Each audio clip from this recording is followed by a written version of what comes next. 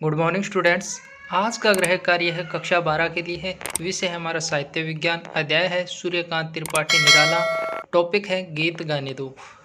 5 प्रश्न है। 5 प्रश्न इस वीडियो के माध्यम से आज देखेंगे।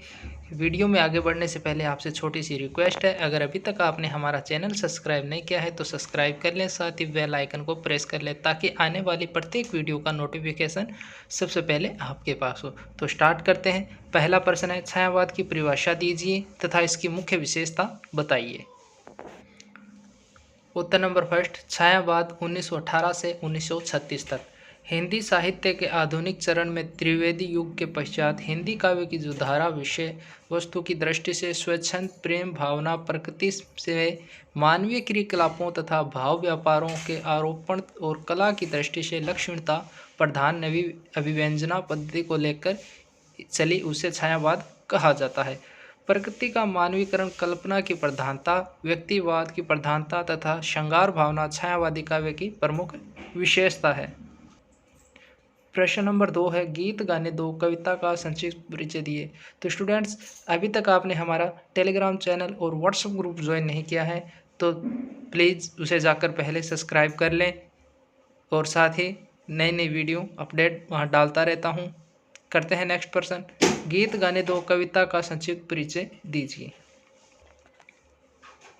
उत्तर नंबर 2, गीत गाने दो कविता में निराला ने ऐसे समय की ओर इशारा किया है जिसे चोट खाते खाते संघर्ष करते करते होश वालों के होश खो गए हैं, यानी जीवन जीना आसान नहीं रह गया है।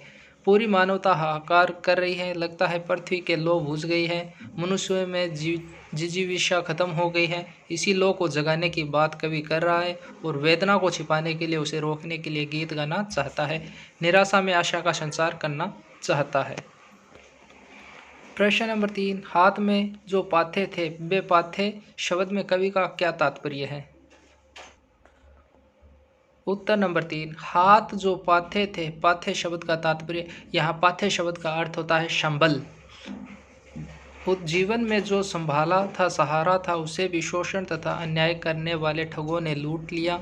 ठगों के ठेकेदारों के कारण संघर्ष करने वाले की विरोध भरी आवाज़ भी बंद हो गई है। भाव यह है कि इन विषम परिस्थितियों के कारण जीवन कठिन हो गया है। प्रश्न नंबर 4, भर गया जहर में किस प्रकार के जहर की बात कवि कर रहा है। उत्तर नंबर 4, भर गया है जहर से संसार जैसे हार खाकर कविता में निराला जी कहते हैं, संसार में व्याप्त शोषण तथा अत्याचार की भयावह स्थिति का यथार्थ चित्रण किया गया है। मनुष्यता हार गई है। विषम परिस्थितियों में संघर्ष करने के कारण लोग जीना नहीं चाहते, वे जीवन का दाव हार चुके हैं। प्रश्न नंबर 5, निराला का साहित्यिक परिचय दीजिए। उत्तर नंबर 5, निराला का व्यक्तित्व। महाकवि निराला आधुनिक हिंदी साहित्य के महान विभूतियों में से एक हैं। इन्हें महाप्रणाम और निराला शब्दों में अभिहित किया जाता है। इनके पिता बंगाल के महिषादल राज्य के सेवक थे, वहीं पर निराला का जन्म हुआ।